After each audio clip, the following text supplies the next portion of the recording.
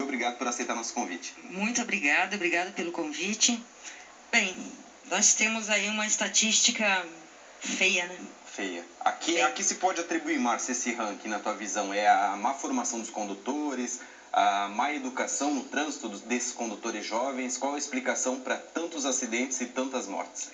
A questão da formação de condutores, ela influencia bastante. Quando a gente trata dessa faixa, né, nós temos aqui 15 a 24 anos. De 15 a 18, 15 a 17, quase 18, nós temos os caronas, que não dirigem e estão de carona com os outros condutores de outras faixas de idade. Existe uma estatística da Polícia Militar Rodoviária de que até os 5 anos, com habilitação, são os que mais se envolvem em acidente. Todo recém-formado, recém-habilitado que sai do CFCs, por uma questão de imperícia, falta de prática, a questão da própria formação capenga, que não está conseguindo formar condutores. Hoje nós temos um ensino focado na memorização, no adestramento. Então a gente está mais para centro de adestramento de condutor do que para centro de formação de condutor. Essa é uma realidade que quem é da área sabe que existe, né? Outra coisa, o jovem nessa faixa etária, as pesquisas na área da psicologia constatam já desde o século passado, desde o século XIX, o jovem é mais impetuoso, contestador, ele tem aquela necessidade de autoafirmação, de obter ganhos sociais com a direção agressiva, com a direção perigosa, com a direção relaxada. Velocidade também. Velocidade, a questão da velocidade, é o bonzão, quem consegue correr mais, eu sou o cara, eu sou o bom. Eles colocam aquele som no último volume que dá uma sensação, uma falsa sensação de isolamento. Então não houve os sons naturais do trânsito, buzina, uma sirene. Tudo isso influencia. Um misto de comportamento da juventude, esse comportamento desafiador, com a má formação no centro de condutores, que precisa ser revista urgentemente. Márcia, de certa forma, isso também é um exemplo dos pais que dirigem de forma imprudente. Isso afeta também na forma que esses jovens que futuramente vão dirigir acreditam que aquilo é certo e adotam isso para a vida. Isso aumenta esse índice de acidentes também, né? Outra comprovação científica, as pessoas aprendem por imitação. Com o pai na família, às vezes o pai está lá dirigindo de chinelo, ou ele bebeu não sei quantas cervejas, eu vou dirigir, não vai dar nada, porque eu sou bom, porque eu tenho não sei quanto tempo de carteira. Ou então o pai faz uma ultrapassagem perigosa e diz para o filho, tá vendo, filho? Olha, o pai é o bom, o pai tem braço, o pai é o polvo do volante. E tudo isso eles vão assimilando. Nós temos um outro estudo da Associação Brasileira de Ortopedia e Traumatologia que comprova que entre os jovens brasileiros, eles estão aprendendo a dirigir sozinhos, eles estão dispensando o instrutor na autoescola. Quer dizer, a autoescola ensina mal por enquanto, de uma forma geral, no Brasil ensina, mas é necessária, é aquilo que a lei prevê. Então, a gente tem estatísticas, inclusive do Centro de Avaliação de Condutores aqui de Blumenau, com os nossos psicólogos ali, que comprovam que as pessoas estão aprendendo a dirigir cada vez mais cedo, com o pai, com o tio, com o amigo.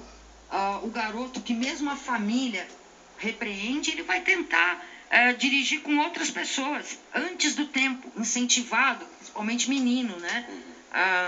Tem obrigação de dirigir bem, tu tem que ser obrigação de ser um bom condutor. Eu trabalho com pessoas com medo de dirigir, de todo o Brasil e do exterior, e os homens sentem muito isso. Eles reclamam muito, eles são muito cobrados na forma de dirigir. Então, muitas vezes, a própria família estraga, incentivando o gosto pela direção antes do tempo.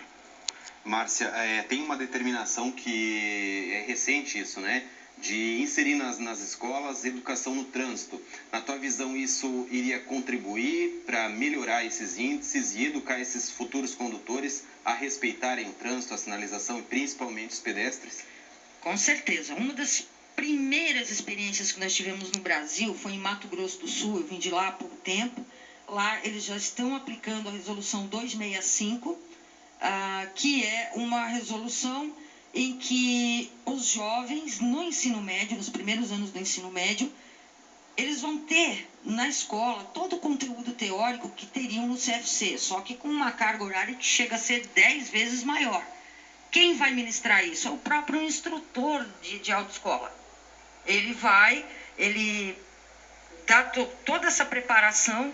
Mais tarde, quando esse aluno sai do ensino médio e ele vai para a autoescola, ele não faz a aula teórica, ele já vai direto para a prova, porque ele foi preparado durante 2, 3 anos com uma carga horária extensa. Outra coisa, a gente tem mania no Brasil de ficar todo mundo esperando a coisa acontecer, esperando lei para obrigar a fazer alguma coisa. E a gente não faz por falta de boa vontade, por falta de iniciativa. Por exemplo, nós temos o CTB, o Código de Trânsito Brasileiro, ele foi editado depois da LDB. Por isso que nós não podemos ter disciplinas obrigatórias na escola só falando de trânsito. Porque, pela perspectiva da LDB, o ensino é globalizante. Mas nós temos 6 temas transversais, em que 5 nós podemos trabalhar diretamente trânsito na escola. E por que não se trabalha? Cada vez que eu chego numa escola para fazer uma pesquisa, para fazer um levantamento, os responsáveis começam já a olhar de meio de lado. Mais uma coisa para o professor fazer. Não, o professor já não dá conta, a gente está entulhado de aluno, com um monte de problema. Então, essas questões internas da escola também. A gente não precisa ficar esperando uma lei obrigatória. Vamos trabalhar, então a gente vai trabalhar só por obrigação de trabalhar? E por que a gente não consegue fazer isso agora? Com as diretrizes, começando já com a garotadinha. Para tu teres ideia, dá para a gente fazer um trabalho supimpa, maravilhoso, já no berçário. Com a garotadinha pequenininha. Para ir habituando eles ao... Para ir habituando, e a gente tem um projeto piloto no Cantinho do Bom Pastor. A gente está conseguindo fazer um trabalho super legal com integração das famílias. Os pais estão atendendo ao apelo das crianças, ao apelo dos professores. Eles estão mudando os hábitos deles também. Só a gente ter boa vontade e querer começar a trabalhar a educação para o trânsito. Não precisa ficar esperando lei específica para isso, não. E, Márcia, de certa forma, os condutores não respeitam as leis de trânsito, tendo em vista que as punições são minúsculas perto do estrago que causa um acidente, né? Olha, a gente até tem o Código de Trânsito Brasileiro, nessa versão, ele é uma das leis mais avançadas, né, que a gente tem no mundo e que a gente tem no Brasil. O nosso problema é aquilo. Hoje, a demora para se julgar um processo administrativo no Detran, ela é muito grande.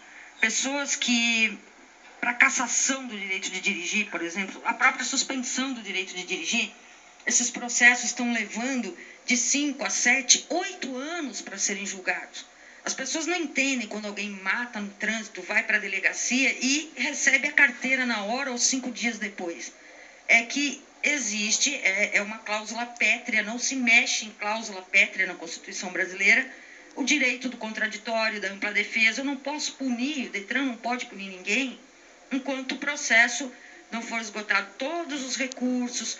E outra questão, homicídio doloso em crime de trânsito, né? O Código de Trânsito é o que rege essas questões. Ele fala em crime cometido ao volante de um veículo automotor. Então, ele é basicamente pelo Código de Trânsito, se admite a forma culposa. Claro que tem as outras implicações, mas tudo isso é um processo demorado, a impunidade, não vai dar nada, eu vou fazer isso, não vai dar nada. Eu vou pagar uma multa, tudo bem, eu pago, não tem problema. Ou a sensação, isso não vai acontecer comigo, né? As pessoas são muito autoconfiantes e outras por não conhecerem lei de trânsito. Mas o código diz, não conhecer a lei não te livra da punição. Sim. Para finalizar, Márcia, na tua visão, qual seria a solução a curto prazo para que ano que vem a gente volte a conversar e Blumenau não esteja mais nesse ranking aí como as cidades mais violentas no trânsito? É o trabalho compartilhado. O acidente de trânsito, o espaço do trânsito, o trânsito é um espaço compartilhado. As consequências de um acidente são compartilhadas por toda a sociedade. Não adianta o cara chegar para te dizer, o carro é meu, eu dirijo do jeito que eu quero, eu bebo do jeito que eu quero, e ninguém tem nada com isso. Tem sim, porque a partir do momento que ele sofrer um acidente, ele vai precisar do bem público. Ele vai precisar de uma ambulância que é pública, com combustível que é público, do hospital que é público, do médico, da reabilitação. Então é um problema de todo mundo. E o problema deveria ser tratado de forma conjunta. Por exemplo, as estatísticas que nós temos aqui na Anvi, Blumenau, claro, pela população que tem, lidera. Só que a gente tem 400 acidentes de transporte a mais do que homicídios. Isso dá 380% a mais. Se o homicídio é a forma de mazela, de violência social pior que tem, imagina o trânsito, que já passou uma epidemia. Então, a gente sabe que os municípios têm lá um colegiado para tratar de trânsito, mas a gente precisa de ação. A gente tem números, nós temos números. O que vamos fazer com esses números? O trabalho interligado, então, entre essas regiões. Claro, porque assim, eu moro em Blumenau, o cara mora em Blumenau, ele vai morrer em Indaial, ele vai morrer ali em Rodeio, ele vai morrer em alguma rodovia de algum município vizinho. Que ações nós podemos fazer em termos de prevenção, em termos de segurança? O que nós podemos fazer de forma conjunta? Não é tratar só de forma institucionalizada, é colocar a sociedade organizada junto para pensar. As associações de moradores, que nós temos muitas, os conselhos de segurança, aproveitar melhor o conhecimento dos nossos psicólogos, avaliadores do trânsito, porque são estudiosos do trânsito, são especialistas em comportamento humano. Quando se faz uma campanha, quando se faz qualquer coisa, esquece-se esses profissionais habilitadíssimos para poderem ajudar, trabalhar junto com o educador de trânsito, com os outros profissionais em outras secretarias. Há muito eu venho dizendo, nós precisamos de um plano de humanização do trânsito, não só para Blumenau, para a nossa região.